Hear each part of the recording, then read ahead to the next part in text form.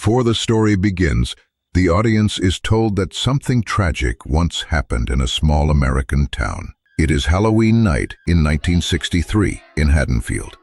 The atmosphere is calm, but the sound of the Halloween theme creates a feeling of fear. From the point of view of a hidden person, the audience sees a house where a young couple is spending time together. After a short while, the man leaves the house. The mysterious figure then picks up a kitchen knife, puts on a clown mask, and quietly goes upstairs. In the bedroom, a young girl sees him suddenly. She is shocked, but before she can react, he stabs her repeatedly until she falls.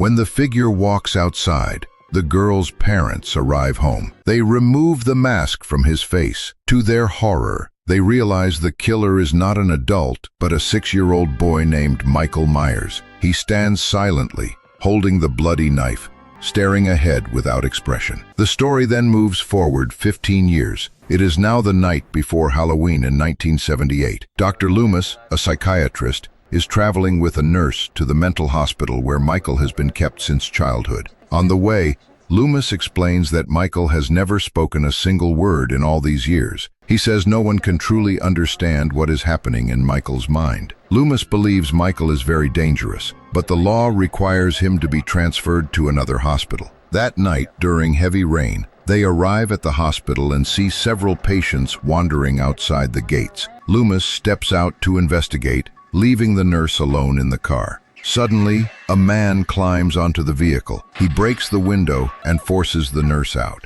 The stranger then drives away in the car. This man is Michael Myers, and this marks the beginning of his escape back to Haddonfield.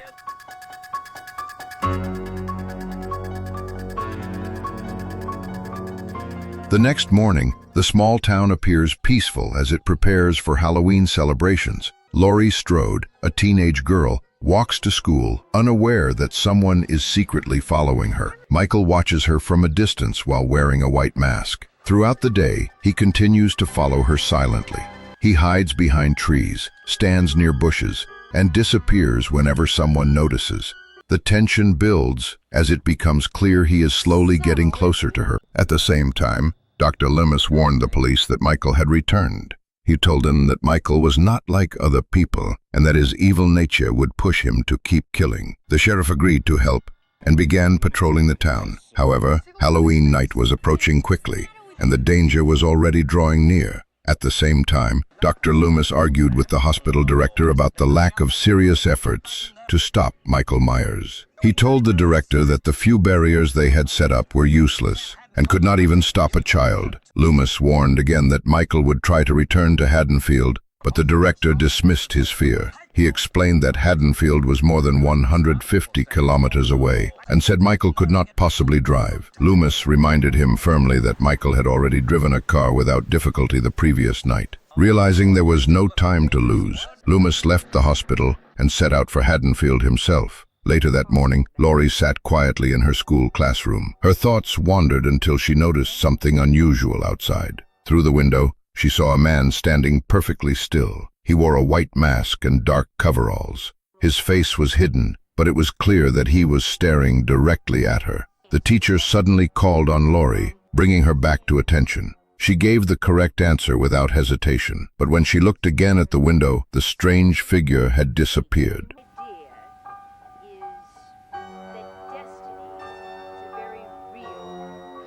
After school, young Tommy Doyle carried a large pumpkin as he walked home. A group of boys stopped him and teased him with frightening Halloween stories. They told him that demons would come that night. Then, laughing cruelly, they tripped him, causing him to fall and break his pumpkin. The boys ran away, but one of them accidentally bumped into a tall man on the sidewalk. When the boy looked up, he saw the pale, masked face staring down at him. Frightened, he ran away as fast as he could. From a distance, the same masked figure began to follow Tommy silently. He watched as the boy walked toward his house. Then the man climbed into a car that carried the mark of the local mental hospital. It was Michael Myers. He had shifted his attention from Laurie to Tommy, carefully tracking the boy so he could learn where he lived. Meanwhile, Loomis noticed a red pickup truck parked nearby. Looking around more carefully, he saw white hospital gowns hanging from tree branches. This sight confirmed his worst fear. Michael had already stolen new clothes and disguised himself. A little farther from the road, Loomis found the stripped body of a worker hidden among the bushes.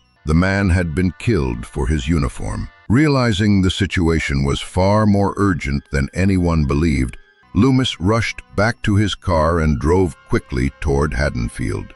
Later in the afternoon, Laurie walked home with her two best friends, Annie and Linda. The three girls talked casually about their plans for Halloween night. Annie complained that her boyfriend had been grounded and would not be able to see her, while Linda mentioned that she also had babysitting duties. As they laughed and chatted, a car moved slowly down the street beside them. Behind the wheel was a man wearing a white mask, staring directly at them as he passed. Annie, always sarcastic, shouted something rude toward the driver. The car suddenly screeched to a stop, making the girls freeze. For a tense moment, it remained still, then quickly sped away. They laughed nervously afterward, blaming Annie for nearly getting them into trouble. The three continued walking, but Laurie soon noticed the same masked figure again. This time he stood partly hidden behind some bushes, watching them. Laurie whispered this to Annie, but when they went closer, the space was empty. Annie dismissed it as Laurie's imagination, though Laurie felt certain someone had been there. Eventually, Annie turned off toward her own house, leaving Laurie to continue alone.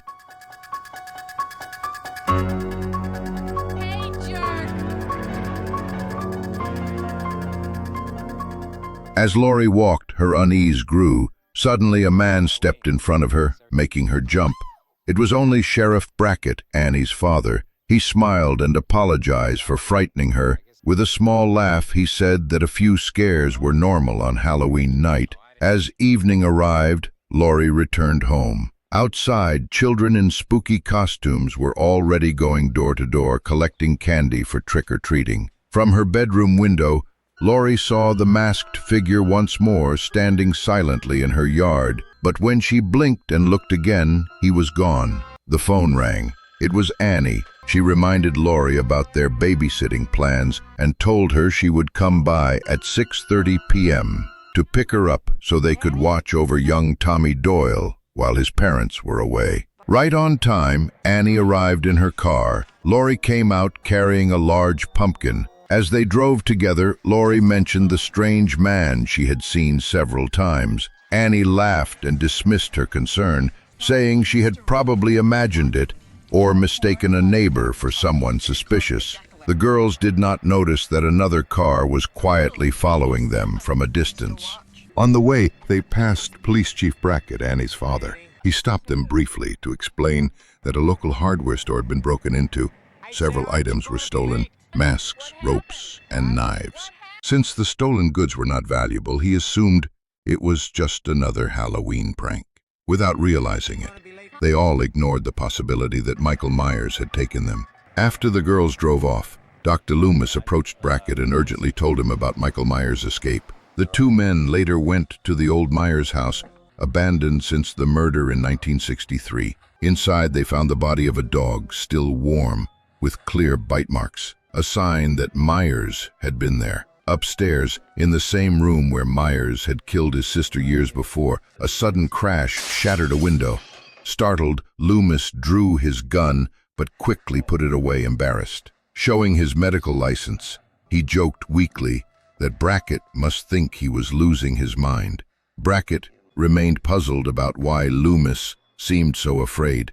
Loomis explained that when he first met Michael Myers as a boy, he immediately sensed that the child was beyond help. No awareness, no understanding of right or wrong, no ability to tell life from death. Loomis said Myers was pure evil, and if he had returned to Haddonfield, it meant he was there to kill again. He described to the police how terrifying Michael had been, even as a child, a pale, hollow face with cold, emotionless eyes that held nothing but evil. He said he had tried for years to reach him, but behind those eyes there had only been an endless desire to kill. Both Loomis and the police agreed that Michael would come back. Loomis decided to wait at the Myers house while officers searched the town. In Annie's house, she accidentally spilled something on her clothes and went to the laundry room to clean up. The door jammed, trapping her inside, and little Lindsay, focused on the TV, didn't hear her calls for help. When Annie's boyfriend, Paul, phoned, Lindsay went to look for her and found her halfway out the window. Paul asked Annie to come over, since his parents were away. Eager to see him, Annie asked Laurie to watch both children for a while. Oh, shut up, jerk. God, I've got a shirt on. That's all you ever think about. Hi, Tommy. Hi, come on in. Wait a minute. If you watch her, I'll consider talking to Ben Tramer in the morning. Annie got into her car, humming herself, but noticed the windows were fogged. Suddenly, Michael emerged from the back seats and wrapped his hands around her throat. She struggled desperately, honking the horn as he strangled her, but soon her movements stopped. Back at the Myers house, Loomis kept watch, while Chief Brackett reported no sign of Michael anywhere. Loomis told him to be patient. Michael had spent 15 years silently staring at walls, and he could wait for the perfect moment. Meanwhile, Tommy and Lindsay were watching movies. Tommy, playing around, hid behind the curtains and pretended to be the boogeyman. But when he peered outside, he froze. Across the street, he saw a tall figure carrying a body into Lindsay's house. He shouted to Laurie that the boogeyman was there, but when she checked, the yard was empty. She warned Tommy to stop making things up or she would turn off the TV. At that same time, Linda and her boyfriend arrived at Lindsay's dark and quiet house looking for Annie. They phoned Laurie to ask if she knew where Annie had gone, but Laurie had no idea. Linda and her boyfriend thought they had the house to themselves, unaware that Michael Myers was watching. A few minutes later, Linda sent her boyfriend to get snacks. In the kitchen, he heard noises near the open back door and assumed Annie had returned, but instead came face to face with Myers, who strangled him and pinned him to the wall with a knife. Upstairs, Myers disguised himself in a sheet and glasses, pretending to be Linda's boyfriend. She joked with him, but when he stayed silent, she became irritated and called Laurie. Before Laurie could understand what was happening, Myers strangled Linda with a telephone cord, leaving only muffled sounds before the line went dead. When Laurie saw the lights go out across the street, she went to check on her friends. She entered through an unlocked back door, thinking they were playing a prank. Upstairs, she found Linda's body lying beneath Myers' sister's tombstone, with the bodies of Annie and Paul nearby. Horrified, she tried to run, but Myers attacked, slashing her arm. She fell down the stairs and fled to the kitchen, only to find both doors blocked. As Myers smashed through one door, Laurie broke a window and escaped, screaming for help, but the neighbors ignored her. Wounded, Laurie reached Tommy's house and threw a flower pot at his window until he let her in. She locked the door and sent the children upstairs, but an open window revealed Myers was already inside. Moments later, he lunged from behind the couch. Laurie fought back, stabbing him in the neck with a knitting needle. He collapsed, and she believed he was dead. Exhausted, Laurie sank onto the sofa, trying to catch her breath. Upstairs, she told the children they were safe. The boogeyman was gone. But before she could finish, Myers appeared again, knife in hand. Laurie quickly locked the children in another room and ran into a bedroom. She opened the balcony door to create a distraction, then hid in a closet, tying the door shut with strips of cloth. Myers smashed through with his bare hands. In desperation, Laurie grabbed a coat hanger, bent it into a sharp point, and stabbed him in the eye. Myers dropped his knife, and Laurie plunged it into his stomach. He fell once more, seemingly lifeless. Laurie urged Tommy and Lindsay to run and get the police. As they fled screaming, Dr. Loomis, hearing the cries, rushed into the house. But Myers rose again and grabbed Laurie by the throat. Struggling, she tore off his mask, forcing him to pause and reach for it. At that moment, Loomis arrived and fired his gun. Even after the first shot, Myers kept moving, so Loomis fired 5 more times. Myers stumbled back and fell from the balcony. For a moment, Laurie and Loomis felt safe, but when they looked down, the yard was empty. Myers had vanished, leaving behind only the chilling certainty that true evil never dies. If you enjoyed this classic horror, don't forget to like the video, share it with friends, and subscribe to our channel for more iconic movies.